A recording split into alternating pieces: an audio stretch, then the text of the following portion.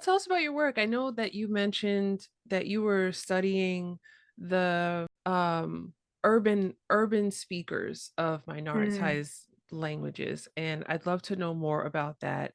So that's something that I've been thinking, I was thinking about it in the Irish context for a long time since, as soon as I went to the Gaeltacht and started thinking about my own connection with the language and what that has meant. And when I think about my own family background as well, so the kind of the last person that we can find in the family that was probably a first language Irish speaker was my granddad's grandmother, and she moved from what is now a Gaeltacht region to Dublin, and that was the last that we know of her speaking Irish. Was when she moved. Moving to Dublin meant saying, the end of her speaking Irish as a main language. Hmm. So a lot of, as well as kind of my life, but also the experience of people in my family has been one, that being in Dublin meant speaking English, and that's something that is really sad, and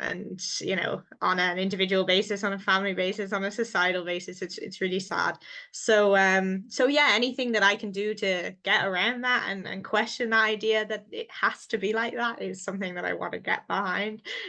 So with my research, I'm looking specifically at Irish speakers in Dublin and Valencian speakers here in Valencia, and how they use the language, how they challenge the idea that English in Dublin and Spanish in Valencia needs to be dominant, and how they sort of question how we live in cities as well. There's, in terms of the all of the issues that capitalist globalization, urbanization brings us.